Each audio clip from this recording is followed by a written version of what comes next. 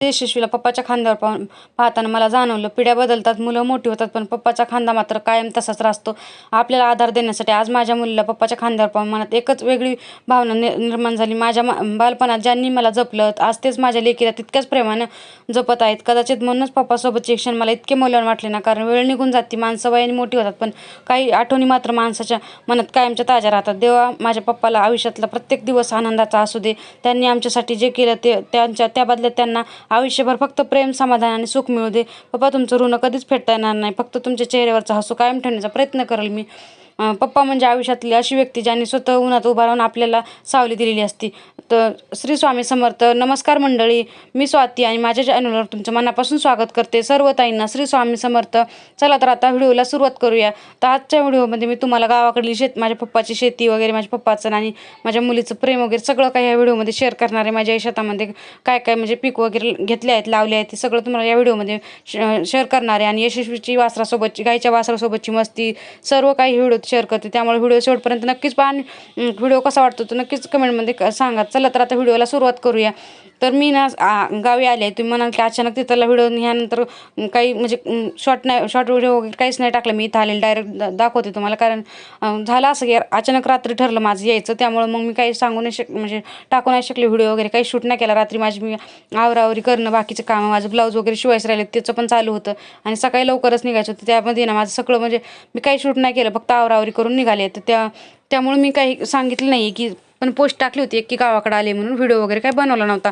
तर एक दिवस झाले मला गावाकडून, पण तरी पण मी इथं पण आलेच नंतर एक दिवस तर काही शूट वगैरे घेतलं नव्हतं. थोडंसं म्हणजे मला तर काही नको वाटलं होतं, वातावरण वगैरे थोडंसं चेंज झालेलं होतं. त्यामुळं तर आता दुसऱ्या दिवशीचं तुम्हाला दाखवते मी. त्यानंतर तुम्ही बघितलं असेल की 1-2 दिवस मी पंचमीचा वगैरे टाकलीच व्हिडिओ, पण हे टाकला नव्हता लॉंग व्हिडिओ. तर इथं शूट केला होता, ते टाकायचं राहिलं. आता म्हटलं चला आज उद्या टाकून देईल. आता आज वयसवर देव ते बघू आता कधी टाकणं होतं. तर आता मी शेतात आले होते, तुम्ही बघितलं असेल पप्पा यशस्वीला खांद्यावर घेऊन येत होते. खरं सांगू का, हे प्रेम आहे ना आजोबाचं आणि नातीचं, भाऊंना मन भरून येतं बरं का. जेवढं आपल्याला जपतात ना आपले आईवडील, त्यापेक्षा आपल्या मुलाला 2 पटीने जपतात. लेकीच्या मुलासाठी, मुलीसाठी असो काही पण, त्यांच्यासाठी. आणि त्यांना ना अशी आतुरता असते की मी यायचं म्हटलं ना, तेव्हापासून त्यांना असं एक दिवस कधी येईल कधी नाही असं होतं. ते आले होते आळंदीला माझे पप्पा. तर त्यांना म्हटलं चला त्यांच्यासोबत जावं, कारण की परत चक्रात 2-3 दिवसानंतर मला जायचं होतं पंचमीला. त्यामुळं मग मी त्यांच्यासोबत आले. त्या घाई गडबडीत मी काही शूट वगैरे केलं नव्हतं. बघा हे ताज्या झाडाची लिंब येतं, पण मी ना वरची नाही दाखवली तुम्हाला. मी तोडली वगैरे नव्हती, त्याला काटे म्हणून खाली पडलेलीच लिंब मी जमा केली होती. बऱ्यापैकी झाडाला लिंब येतात आणि हेच लिंबासाठी आपल्याला 15 ते 20 रुपये मोजावं लागतात. तर बघा थोडंसं चिमणीचं शूट तुम्हाला दाखवते. आता तरी काळ नाही, पण समोरच्या काळामध्ये मला वाटतं फक्त फोटोमध्ये, व्हिडिओमध्ये चिमणी बघायला भेटेल. आपल्याला सध्या भेटते. पण आता आम्ही तर बेल तोडला होता, तर तिला पण तोडायचं होतं. तिला कळत नाही, तिने कापसाचे झाड तोडत होती. म्हणून पप्पा म्हणले चल तुला घेऊन जातो. साईडला गाय होती, गायचं वासरू वगैरे तिला दाखवायचं होतं. शेती वगैरे सध्या तर पिकं चांगली आहेत, पण शेतकऱ्याची सध्या ना आता थोडीशी मनस्थिती आहे ना सध्या, हालचाल हे झालेली आहे. कारण की पाऊस वगैरे नाही आहे. आता पाणी वगैरे पाहिजे, पावसासाठी पाऊस वगैरे पाहिजे, पाणी पाहिजे झाडाला यायला. पण आता बघू कधी पडेल. तर कारण आपलं निसर्गाच्याच मनावर चालतं शेताचं सगळं. पाणी तर शेतात विहिरीला वगैरे आहे, पण किती दिवस पुरणार आहे. सोयाबीन वगैरे त्यासाठी लागतंच पाणी.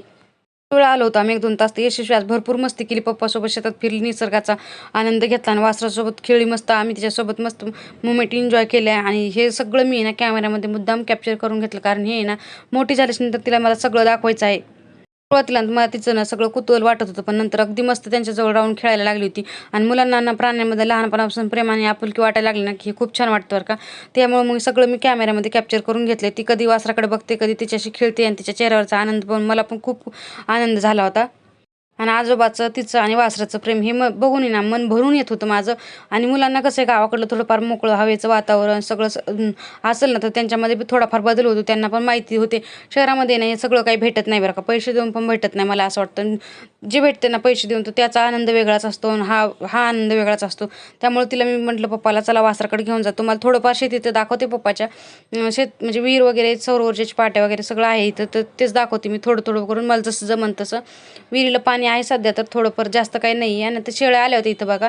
तर त्यांच्यासाठी ना शेळ्यावालीने म्हणजे छोटं बाळ आहे म्हणून म्हटलं की दूध घेऊन जावं तिला. त्यासाठी मग ताजं शेळीचं दूध काढून दिलं होतं. तर पप्पाने ग्लास भरून दूध घेऊन आली होती. आणि कसं विहिरीला पाणी आहे, त्यामुळं साईडला हौद पण केलेलं, तर तिथं पाणी वगैरे असतं. जास्त हौद होतं, त्यामुळे जनावर वगैरे पाणी प्यायला येत होतं. शेळ्या पण सकाळ संध्याकाळ 2-3 टाईम पाणी पिण्यासाठी येतात. हौद भरून घेतात सकाळ संध्याकाळ 2 टाईम पाहून, कारण बऱ्यापैकी जनावर येतात. त्यामुळे आता इथं बघा तिच्यासाठी पप्पा दूध घेऊन आले होते आणि साईडला इथपर्यंत शेती आहे, तिथून नंतर साईडला दुसऱ्याची शेती आहे तिकडं ते वासराकडे तिला घेऊन गेली होती. तिला ना असं कुत्रं, मांजर, वासरू वगैरे, शेळी वगैरे खूप आवडते बरं का यशस्वीला. त्यामुळे मग मी तिला म्हटलं जा घेऊन, ते थोडेसे फ्रेश होईल. आणि इथं बघा आता शेळीचं ताजं दूध घेऊन आले होते. ती बॉटलमध्ये भरलं, थोडासा आराम केला आणि थोडंसं तुम्हाला शेताचा नजारा दाखवते. हे निसर्गरम्य वातावरण बघून ना मन इतकं प्रसन्न झालं होतं ना, असं मन घेत नव्हतं, पाय ओढत नव्हते घराकडे जाण्यासाठी. इथं आई आणि तिच्या 2 मैत्रिणी तिचं खुरपण चालू होतं कापसासाठी. बघा आता थोडंसं दाखवते तुम्हाला. आणि थोडं म्हणजे आता बऱ्यापैकी कापूस तर चांगला आहे, कारण पावसाच्या मानाने वातावरणामुळं. वडील म्हणजे घरातली अशी व्यक्ती असते ना, जी आपल्या मुलासाठी आयुष्यभर कष्ट करत असते पण स्वतःच्या भावना मात्र फारशा व्यक्त करत नाही. आज पप्पाला यशस्वीच्या खांद्यावर घेऊन वाटेवर चालत होती. ती पाहताना मला एकच विचार आला, आपण लहान असताना आपल्याला या पप्पांनी असंच जपलं असेल आणि खांद्यावर बसवलं असेल आणि आपल्यासाठी किती कष्ट घेतले असतील.